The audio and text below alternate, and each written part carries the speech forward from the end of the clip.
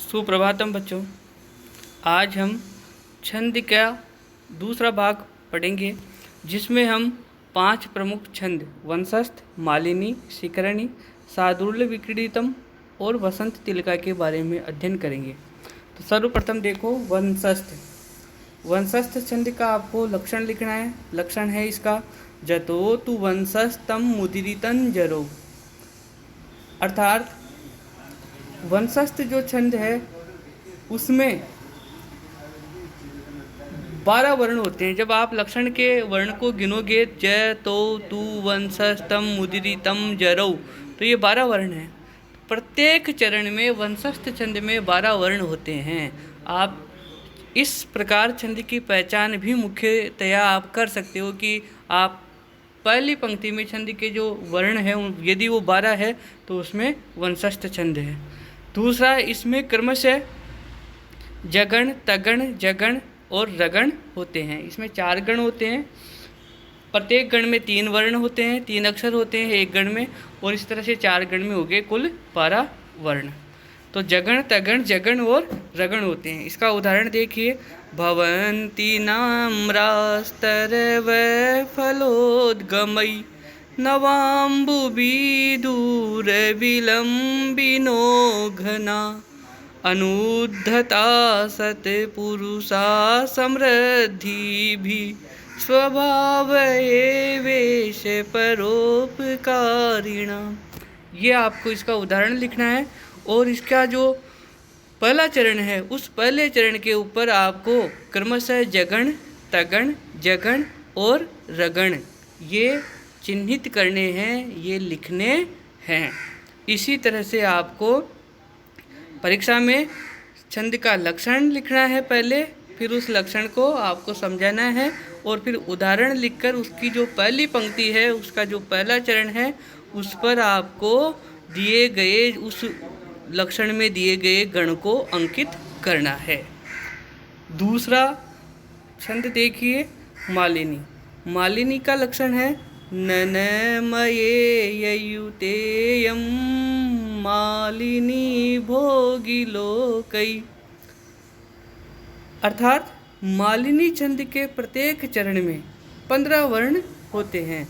आप जब लक्षण के वर्ण को गिनोगे न म ये यू ते यम मालिनी भोगी लोकई, तो ये कुल 15 वर्ण है।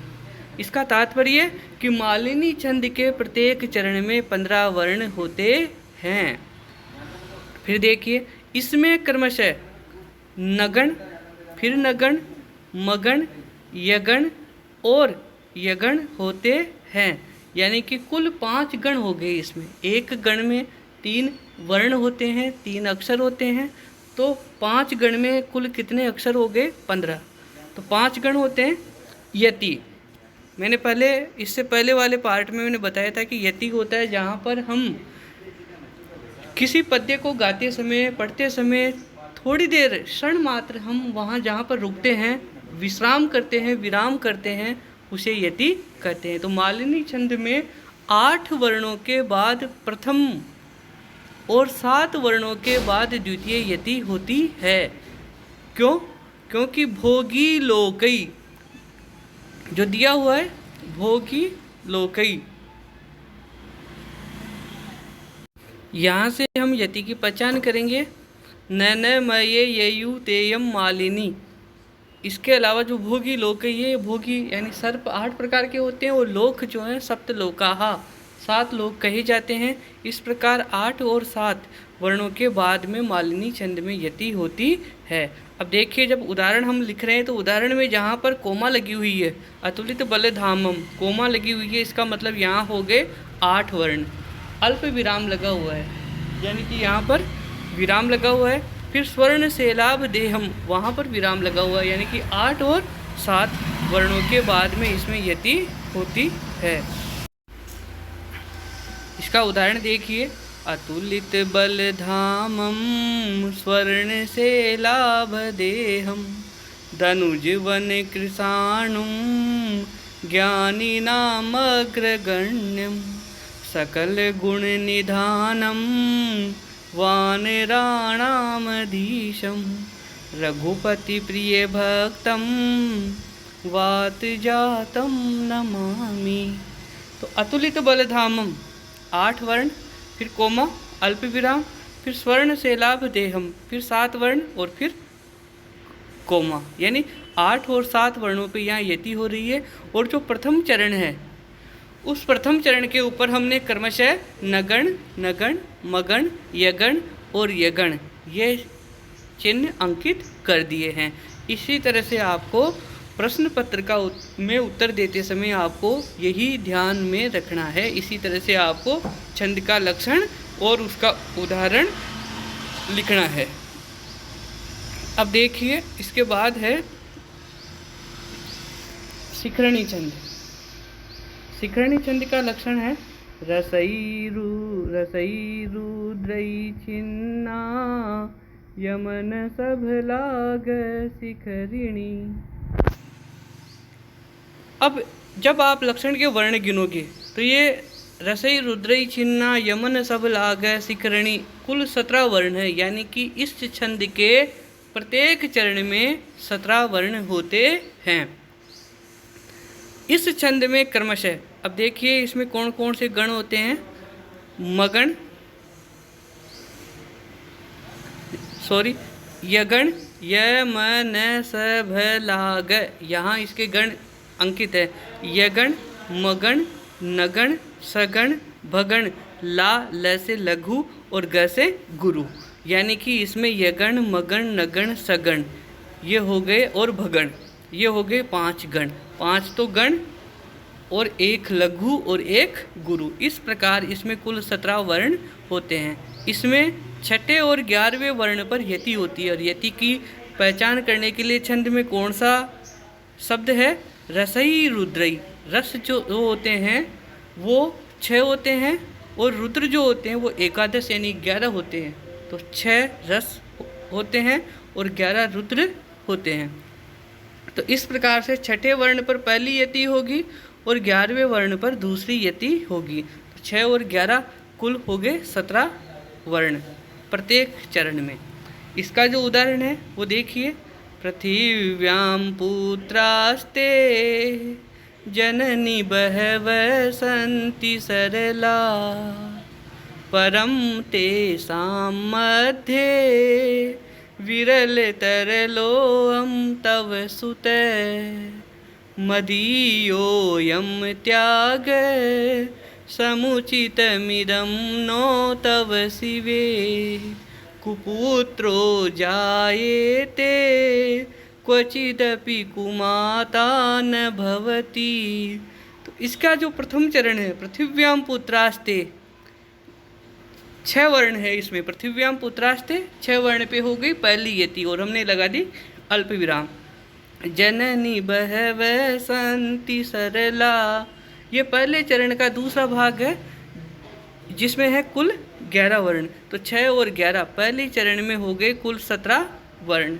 इसी प्रकार से आपको परीक्षा में इसी प्रकार से लिखना है, छंद का लक्षण लिखना है, उस लक्षण को आपको उसको विस्तारित रूप देना है, उसको विस्तार से समझाना है और फिर आपको उदाहरण लिखकर पहला जो चरण है उसके ऊपर लघु और गुरु ये अंकित करना है। अब चौथा जो छंद है वह है सादुर्ल विक्रीडितम। तो इसका जो लक्षण है वो देखिए, सूर्यास्वै यदिमसजोष ततगा सादुर्ल विक्रीडितम। अर्थात जब आप लक्षण के वर्ण गिनोगे तो ये है 19 वर्ण। सूर्यास्वै यदिमसजोष ततगा सादुर्ल विक्रीडितम, इसमें 19 वर्ण है, यानी कि इसके प्रत्येक चरण में 19 वर्ण होते हैं। इसमें क्रमशः मगण, सगण, जगण, सगण, तगण, तगण और 1 गुरु होता है। लिखा हुआ देखिए यहाँ से म ये यदि के बाद देखिए मगण, म स सगण, जो जगण, स सगण, त तगण और त तगण और ग से गुरु 1 गुरु होता है। इसमें 19 वर्ण होते हैं। और इसमें देखिए सूर्यास्वई, सूर्य जो होते हैं वो 12 होते हैं। द्वादश सूर्य, हमारी भारतीय संस्कृति में 12 सूर्य होते हैं। तो पहली यति होगी 12वें वर्ण पर। और अश्व, अश्व जो है वो 7 प्रकार के होते हैं, तो दूसरी यति होगी 7वें वर्ण पर। तो इसमें 12 और 7 वर्ण पर यति होती है। इसका उदाहरण देखिए, केयूराणि न भूषयन्ति पुरुषं हारा न चन्द्रोज्ज्वला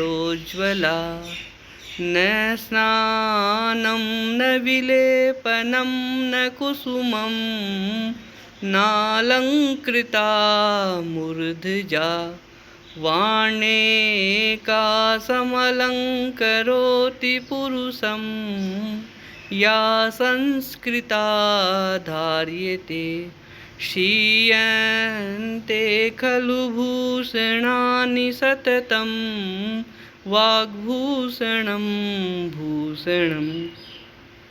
ये बहुत ही सुंदर इसका उदाहरण है। और इस उदाहरण में आप देखोगे पहला जो चरण है उसमें केयूराणि न भूषयन्ति पुरुषं हारा न चंद्रोज्ज्वला, यहाँ तक 19 वर्ण हैं। और 19 में से आप केयूराणि न भूषयन्ति पुरुषम, यहाँ अल्प विराम लगा हुआ है, यानी पहली यति हो रही है। और यहाँ पर कुल वर्ण की संख्या है 12। उसके बाद हारा न चंद्रोज्ज्वला, ये है 7 वर्ण। तो 12वें और 7वें वर्ण पर यति हो रही है।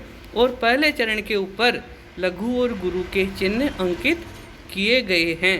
आपको परीक्षा में भी इसी प्रकार से लघु और गुरु के चिन्ह अंकित करते हुए लक्षण और उदाहरण लिखना है। अब देखिए चौथा जो 5वां जो छंद है हमारा वह है वसंत तिलका। इसका लक्षण है उक्ता वसंत तिलका तभजा जगोगय। लक्षण के जब आप वर्ण गिनोगे तो ये कुल वर्ण है 14। वसंत तिलका छंद के प्रत्येक चरण में 14 वर्ण होते हैं।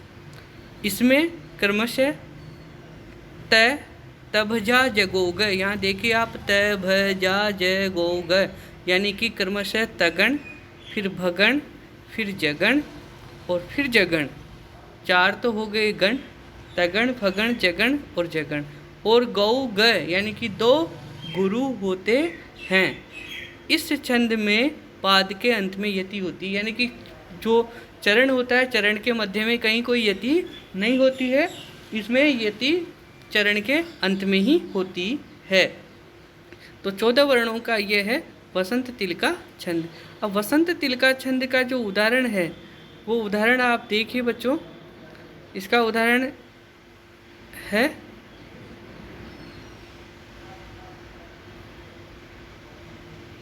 हाँ, ये देखिए इसका उदाहरण ये दिया हुआ है। उद्योगिनम पुरुष सिंहम उपेति लक्ष्मी देवेन देयम इति का पुरुषा वदन्ति देवम निहत्य कुरु पौरुषम आत्मशक्त्या यत्ने कृते यदि न सिद्धयति को अत्र दोष है। बहुत ही सुंदर और बहुत ही अच्छा संदेश देने वाला श्लोक है। और इसमें जो पहला चरण है उसमें आप वर्ण गिनो। 14 वर्ण उद्योगिनम 4, पुरुष सिंहम उपेति, पुरुष सिंहम मुपेति 4, 7 4 उद्योगिनम 4, पुरुष 3, सिंहमु 3 3 6 उपेति 6 2 8 4 12 और लक्ष्मी 12 2 14 वर्ण है। 14 वर्णों के ऊपर आपको लगाना है लघु और गुरु। जो इसका लक्षण है उक्ता वसंत तिलका तभजा जगोग, यानी कि शुरू में तगण, फिर भगण, फिर जगण और फिर जगण और अंत में 2 गुरु, ये आपको लगाने हैं। तो इस प्रकार से आज की कक्षा में हमने 5 छंदों के बारे में हमने अध्ययन किया। वंशस्थ, मालिनी, शिखरणी, सादुल विक्रीडितम और वसंत तिलका। इन छंदों के बारे में आपसे परीक्षा में जो प्रश्न पूछा जाता है वो एक ही तरह का प्रश्न होता है, जिसमें आपसे 6 छंद आपको दिए गए होंगे और 3 छंदों के आपको लक्षण और उदाहरण लिखने होंगे। लक्षण और उदाहरण आपको ठीक इसी तरह से लिखने हैं जिस तरह से मैंने ये आज आपको बताया है कि आपको पहले उसका छंद का लक्षण लिखना है, फिर उस लक्षण को आपको आपकी हिंदी भाषा में आपको उस लक्षण को विस्तारित रूप से उसको समझाना कि उसमें कितने प्रत्येक चरण में कितने वर्ण हैं और उसमें कौन कौन से गण हैं, और यदि उस छंद के अंदर कोई यति हो तो उस यति को भी आपको वहाँ पर लिखना है कि इसमें इतने वर्णों पर यति है। फिर आपको उस छंद का उदाहरण लिखना है, और उदाहरण में आपको पहली जो पंक्ति है, पहला जो चरण है, उसमें आपको उसका लक्षण का जो आप लघु और गुरु है वो अवश्य अंकित करना है, और यदि कोई यति हो तो यति को भी अल्प विराम के रूप में आपको दर्शाना है। धन्यवाद।